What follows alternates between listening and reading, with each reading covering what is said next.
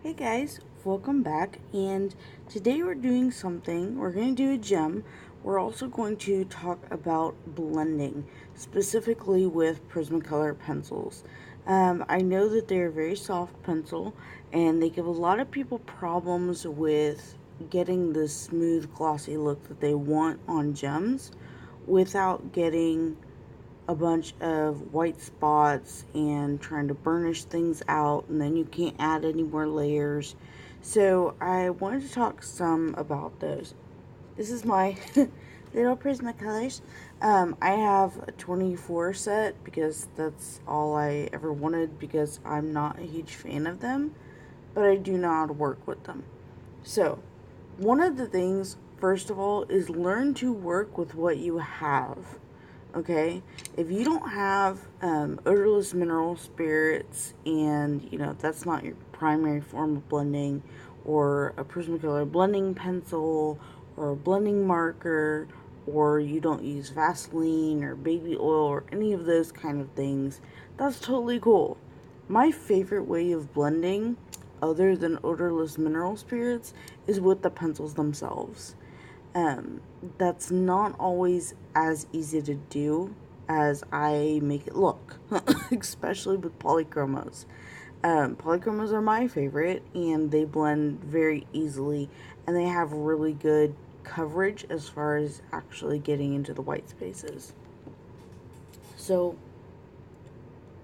I color on um, cardstock, and this is just cheap cardstock that I get from Walmart. Um, and so what we're going to do is talk about a couple of the main things. First is your color pencils need to stay sharp, okay? That's pretty good to start with if you want to start with it like that. Personally, I like them to be even sharper than that. Now, the problem with Prismacolors that I've found is it's hard to keep them sharp because they don't keep a point very well because they are so soft. So they're not great for the gem detail work that I like to do, or that I use them for as often. That's totally okay. Now I picked these three colors because um I wanted to show you how to go from one color to another using just the pencils. With Prismacolors, you do need a lot of layers, and they do need to be light, but I can show you some tips and tricks. So, first things first, if you want to know how to do a light layer, it's practice. Sharpen one of your Prismacolors real sharp like this, and then I want you to practice coloring just by touching the paper and going around in like little tiny circles and stuff without breaking your tip. Okay? And that is very important. If you break your tip, you are pushing too hard for a light layer. Okay?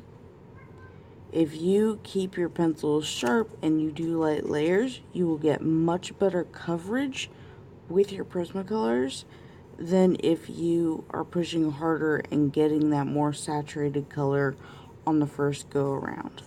Okay? So seriously, practice this. Get your Prismacolors sharp and then just touch the paper. I am literally touching the paper. You could do it like this. Like, obviously it's not going to come out great if you're holding the pencil like this, but that's so that I don't hurt the paper or the pencil. It's to get that feel of what is a light layer and what is light pressure. This is light pressure where I'm not pushing down on the pencil. I'm only holding it onto the paper. That is all I'm doing. The pencil does the rest of the work. Okay? Now that you've got that idea, we go on to blending a little bit. Okay? To go on to second layers, to add colors and whatnot like that, you want to, I'm going to go to the next pencil. If I'm going this way and doing this motion and making these kind of circles for this, okay? Then when I go back in for a second layer, like I want to do the same thing for my next color so that it has very even, very light pressure, all kind of in the same general direction, so it makes that nice blend over one another, okay? And then if I want to start going in and doing my second layer, which I will show you a little bit of right now, I want to turn my gem or my paper or whatever I'm using a little bit so that I'm doing this now. And I'm going across it. Now when you're doing pen and inks drawings and stuff like that, one of the methods of shadowing or shading in to make things darker is cross hatching, where you're doing this and then you're doing this. And that's basically what you're doing with colored pencils, because you're just trying to get a different angle on the actual texture in your paper, okay? Paper is like this, where it's flat, but you've got the tops and the bottoms of the paper. Even as smooth as cardstock is, it still has this little bit of tooth, okay? So what you're doing is you're getting all of these sides as you're going along and doing this one. And then when you turn your paper and you go like this, you're hitting more of these sides. So you're getting much better coverage. And so you just want to go along like this, and you'll see that you're getting that deeper color. I'm still using very light pressure. Very, very light. I'm just touching the pencil to the paper. Okay? And you're getting more coverage with that. And you're not having to push hard at all. Okay? That's a main thing that you want to think about. This is a light layer. We want lots and lots of light layers. We don't want our pencils breaking. We don't want the tips breaking. And we don't want dull pencils. We want sharpened pencils. It will help you get into this tooth, which is something you've got to do if you want that smooth layering and the good coverage. Okay, once you have a light layer and you still see all of this white, that's fine. Don't worry about it. As you build up more layers, you'll see the light white spots lessen and lessen. And now for a second layer, what you want to go in and do is bring your pencil more upright, because I tend to color on a side almost. Bring your pencil more upright and start doing smaller circles so that you're getting more coverage on both sides, or on all around on your little tooth of your paper. So remember, you're still using light pressure. I'm using maybe a tiny bit more instead of just touching the paper. I want to control it a little bit more. So I'm pushing just a tiny bit more, which is all you really want, okay? I just want to build up my color. And yes, this takes time, but it does give you really, really good results as well. Okay? So, after you've done this for a while, and yeah, it does take some time, but do you see how it's already like gradiating between these two colors as you've done light layers over them? That's what you want. That way you don't see any like specific breaks in the color, and you don't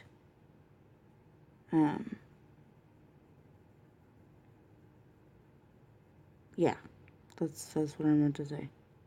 Sorry, I spaced out for a second. Just light layers, going, and then bring it up for your second layer. Your pencil up more, and just go a tiny bit more, give it a little bit more pressure. Again, you don't want to be breaking off your pencil. You just want to be going over and over and over and over and over in the same kind of motion. Now, if you have, excuse me, I'm trying to get stuff over here. The little paper stumps or the paper tortillions, they are fantastic for, I'm going way up here. Okay, they are fantastic for helping you to blend because all they do is just help you to move that pigment around and help you get better coverage. And that's all this is. There's nothing on my little paper stump or anything like that. And because it's paper on paper, as long as you still use decently light pressure, you're not going to ruin the tooth of the paper. You're just helping to kind of move the pigment around a little bit. So that way you're saving pigment on your pencil. But you're also getting rid of some of that white spots. So you're just kind of like buffing it. If you've ever buffed or waxed a car, you understand what I'm talking about. So you're just, seriously, you're just using pencil or paper on paper here. But to show you what I mean is it picks up the pigment, and you can actually get the pigment back off of it. But up here, I'll show you, see how it just brings the pigment and moves it around just little bits and little bits? That's all it's doing down here, and it helps you fill in some of the white space. Alright, going down, I'm going to do a real light layer real quick of my purple, because that's what I wanted for my dark area up here. See, I've got my sharpened, just doing light layers, since I'm not trying to show you that as much. Just go ahead and do it. See, I like to go on top of all my tooth with that. I like to keep it on the side and then I rotate so that I keep getting that same little point, and it helps to keep the point a little bit better if I keep going and rotate my pencil a little bit. That way I don't have to sharpen them as often. And when you sharpen Prismacolor pencils, which you do so often, that sharpeners just eat them and then they're gone. I think I've used my white Prismacolor the most because I like to use it in my Tone Tan sketchbook, and it's like itty now.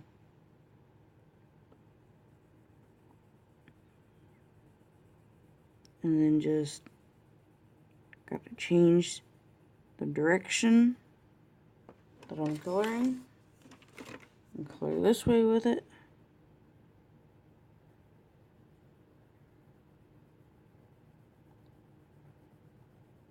Just to give me a nice even bottom coat, basically. And that's where your real work is in that bottom coat, giving it that look. You know what I mean?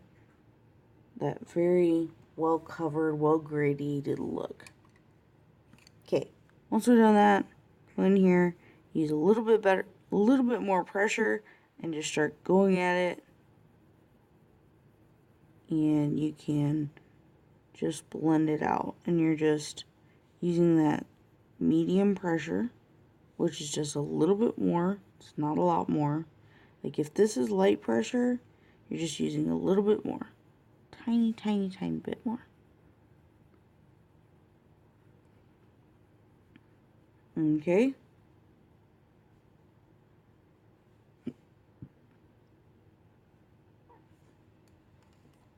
Now, like I said, I'm not a huge fan of Prismacolors. I'm not.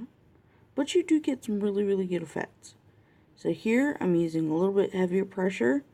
And now almost all my white spots are gone because I put in the work for the bottom layer. I don't know if you can see that. Can you see that? Yeah, you can see that. Okay.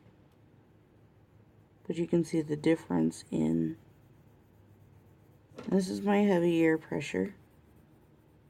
It's still not heavy pressure. Like, I'm not burnishing, I'm not pushing into the paper or ruining the tooth. I'm just using a little bit more for my version of heavy pressure. Because I don't color a whole bunch, I do a lot of drawing and I do color my gems and stuff. But if I'm using heavy pressure, it does end up hurting my hands. Like next day, my hands will be really sore if I do a lot of coloring and use heavy pressure. So I just don't.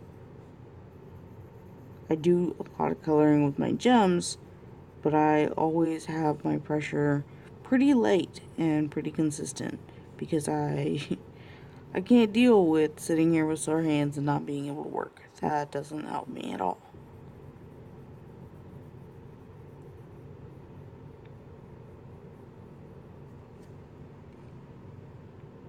See, now we're getting that nice buildup of glow that we want, and going over and over and over in it.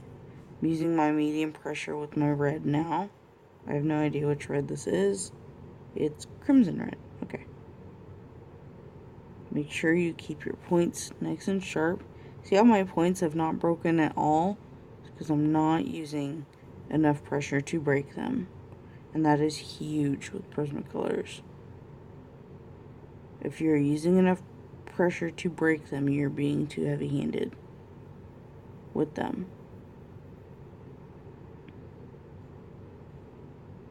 And see how it's still got its point pretty much? As I keep rolling it around, I want that.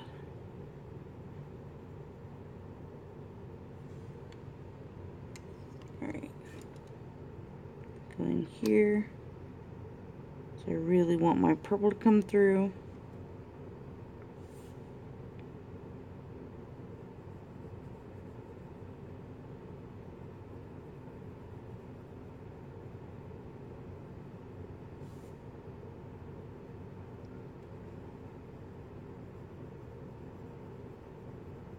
Seems like the purple ends up with more spots than the others. Interesting.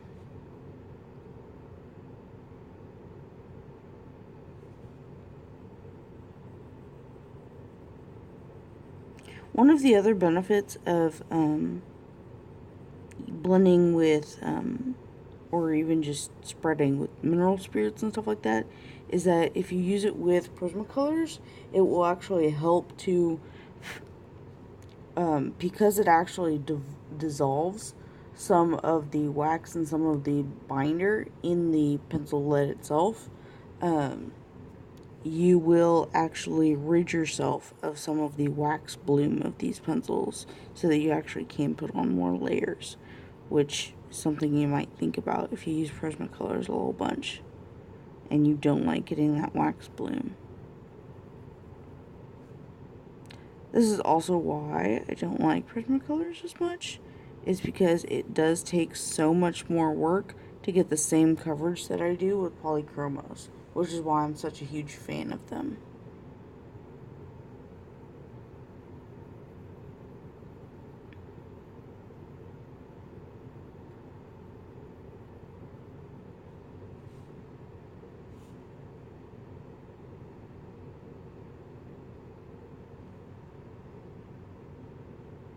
You can't see that blend nearly as well as I can.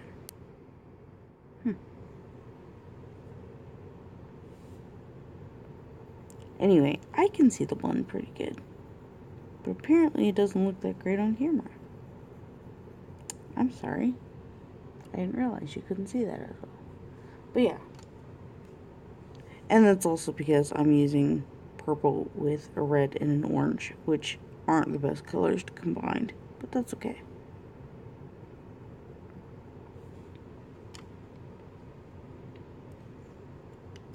Let's get our stump back in here.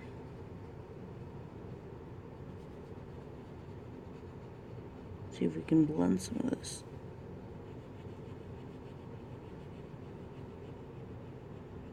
So for those of you who do use Prismacolors a whole bunch, and you get better results than I get, if you have tips and tricks and want to, you know, help out or whatnot, definitely comment and leave your tips and tricks and how you get super smooth blended looking gems and such. Alright people, let's go on with the hard pressure and see if we can get some better coverage with these. Yeah, that's better. This is probably my hardest pressure that I ever use.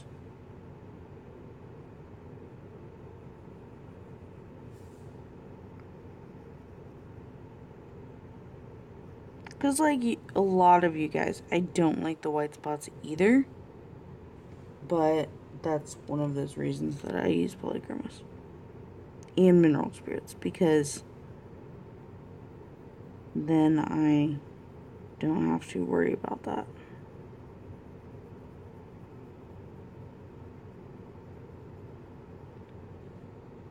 I actually watched a video the other day where someone was trying out different blending methods, and she actually used like a huge wet like mop paintbrush in order to use the mineral spirits on her color pencils, which is way too much. You don't want to use that much. It is powerful stuff. And she like ruined her page, and that was just ridiculous. It's like, research what you have and how it works so that you know how best to use what you have. That would be a huge thing to me. If you know you have super wax-based pencils like Prismacolors, you know, find what works best with them. My recommendation is always going to be mineral spirits first. But if you have little kids running around and you don't want to have chemicals, or if you just don't like dealing with that kind of a thing, I think it's safe. I keep mine in a little tiny jar with a cork right here. It's only enough to keep my sponge damp, not even wet really. And then I just open it, I dip one of these in there, and then I blend, okay? So I don't keep like a whole lot. This can't even spill, like, I don't think. Yeah. And so I'm not real worried about it. I also don't have little kids. I have 2 cats, but that's kind of the extent of what I'm worried about hurting. My husband and my roommate, they do not bother my stuff, and they don't get into it, because I would probably take their head off if they did, and they know that. So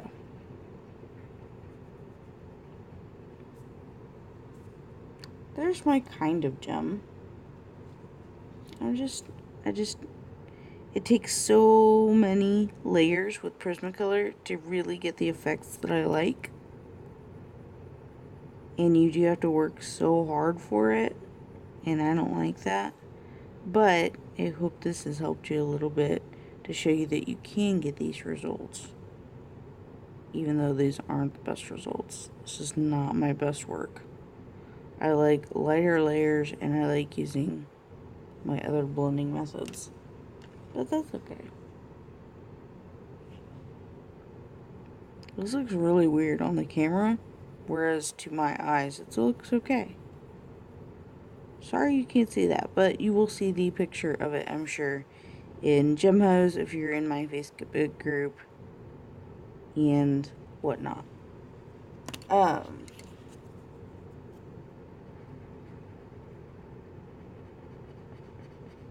I have a blending pencil somewhere, and I do use that when I use Prismacolors. But I use Prismacolors a lot more in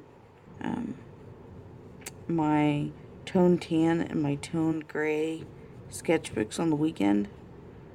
Just because I can move, I have just the tiny set, and I can move it around the living room with me, or go to the bedroom with it, or wherever.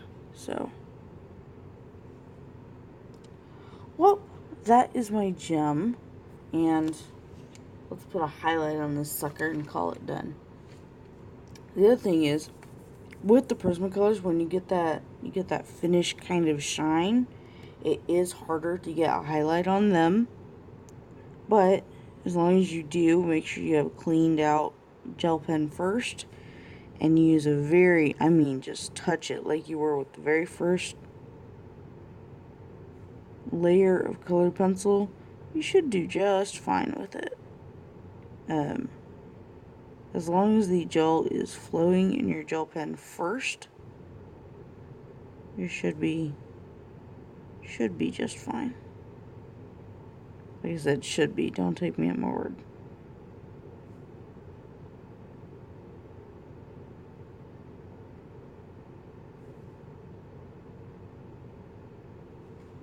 Okay. And then, of course, my favorite thing to do, let me go find my blender pencil, is I'll sharpen up my blender pencil really sharp. Like, look at that! Woo! And then I like to clean the sides and make them nice and straight of my highlights. It looks a lot more like light hitting it if I do that. And with the Uniball, it's very easy to clean these edges, the Uniball gel pen. Their gel is very easy to just kind of clean off your art. I like the sides of my little highlights to be very sharp, very clean, and it just gives a better overall look for what I want for my gems. Sometimes I clean them off and do them over if I don't like the placement or I think they're too messy. And the placement of your white is just as important as getting the bright white on there. You want enough space between your highlight and your edge to look like the highlight is actually coming from a lamp or something that is above your gem. Or at least over here on the side, but not so close to the edge that you can't see a clear definition. So that is just as important as getting that bright white on there. Placement of it. So there we have it. I hope you enjoyed this. I hope some of these helps you. If you have better tips and better tricks for your gems and what you do with them, please, please, please post them in the comments. Let me know what you do to get really smooth Prismacolor work. I will definitely try and do a tips and tricks in GemHose and talk about how we use Prismacolor pencils, because I know so many of you use them. So thank you again for watching, and I hope it helps. See you next time.